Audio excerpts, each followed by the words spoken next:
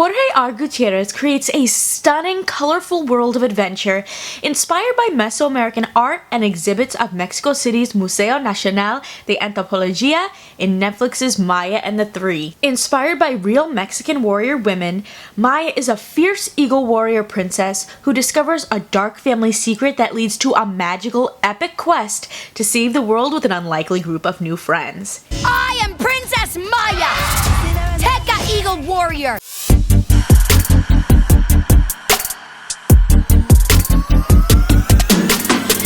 Kristen here, and we're diving into the phenomenal new animated event Maya and the Three, as well as exploring the woman who really kicked off this whole adventure, the Goddess of Death. I can't tell you how much I loved this show. The stunning and intricately designed animation, the dynamic action, the beautiful depth to the characters and story, and the message of underdogs being destined for something bigger than themselves. Everything was brilliantly brought to life. They did such a great job setting up every character, especially our main quartet of Princess Maya, Rooster Warrior Rico, Skull Archer Chimi, and Barbarian Pichu. Each of them starts off alone, they end up facing off with their biggest insecurities and realizing that what others perceived as weakness were their true strengths as they become a family of their own. I'm proud to fight beside you. Nobody messes with me, familia! Rico had to be my favorite to follow. Alan Maldonado, shout out to Alan. Are we cousins? I don't know. He was so funny in this role, but also brought so much heart. They just had such a stellar voice cast, including Zoe Saldana, Isabella Merced, Gabriel Iglesias, Rita Moreno, Rosie Perez. There were just so many great Latino actors telling this story that really celebrates the indigenous roots of Latin America. I also wanted to call out a few Easter eggs to Jorge R. Gutierrez's past projects in Maya and the Three.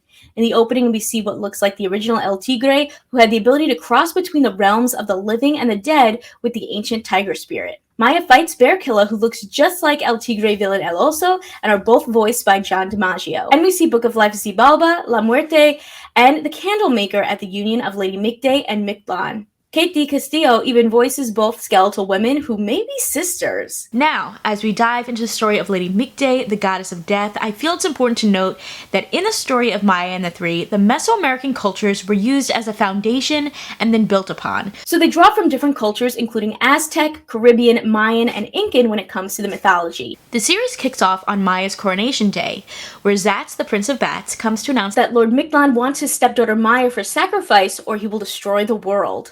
Uy, uy, el vampiro guapo!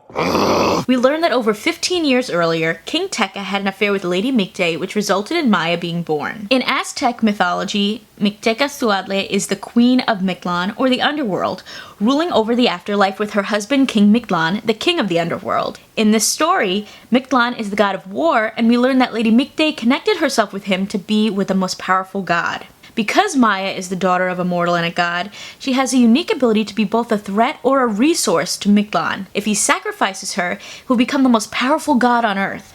But if she comes for him, she is the rare being capable of killing a god. Maya will be mine to sacrifice, and it will make me the most powerful being in all the realm!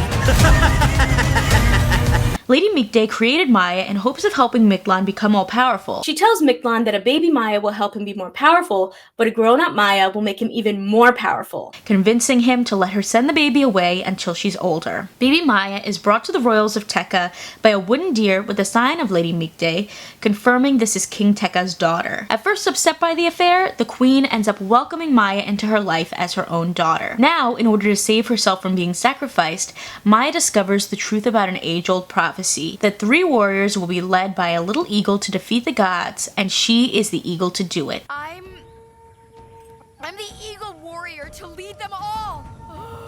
On her journey from the Kingdom of Tekka to find the greatest warriors from Luna Island, the Jungle Islands, and the Golden Mountains, she's helped along the way by an older woman called Ah Puch. This woman knows all and has small skulls that adorn her hair, jewelry, and clothes.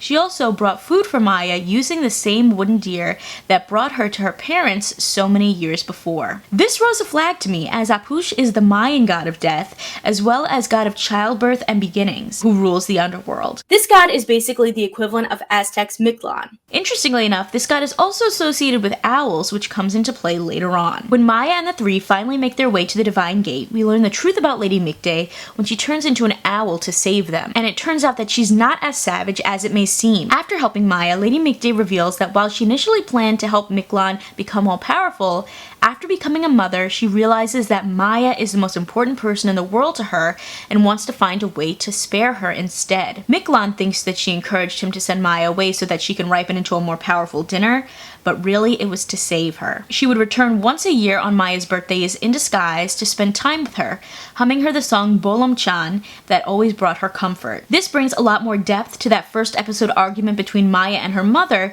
when she says that she wishes she weren't her mother in front of a new servant who turns out to be Lady Micte in disguise. You can even see some hints to her character in her clothing, like her skull-faced turquoise jewels and rosy headpieces. And the fact that Lady Micte has been showing up in disguise and seeing all those connections, especially that owl one between Ah Puch and Lady Micte, had me convinced that they were the same person. Was Lady Micte showing up as Ah Puch from the very beginning to help Maya? I turned to the creator himself, Jorge R. Gutierrez, to find out the truth and got that debunked. It turns out that Ah Puch is actually the god of the gods. We see the butterfly accompanying Ah Puch throughout the series, following our leads, clearly watching over them in their darkest times until they find their light. And in ancient Mayan culture, they believed that butterflies were the spirits of their ancestors coming to visit them and assure them that all was well. So clearly this was a way for Ah Puch to look out for them. Even being the resource that helps Maya realize that they had the prophecy wrong and puts her in the right direction. In the ultimate battle to the death between Maya and Lord Mictlan,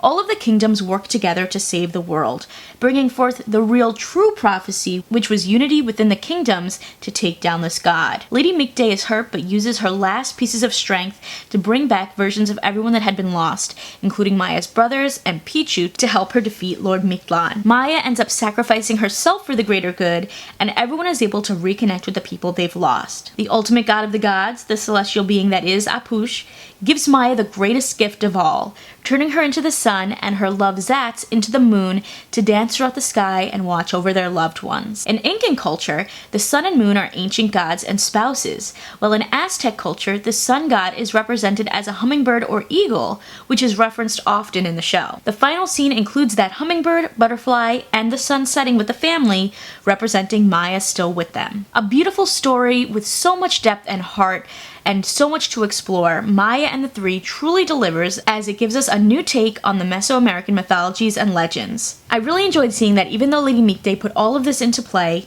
she wasn't as ruthless as it seemed, and becoming a mother truly changed her. Now I want to hear from you. What did you think about Maya and the Three? Did you notice any other Easter eggs or connections, especially to indigenous culture? Consider subscribing if you like my videos, and if you want to talk more TV and movies with me outside of the comments section, check out the exclusive Discord available on my Patreon at patreon.com/kmaldo. If you like this one, you can check out more of my videos right over here. See ya!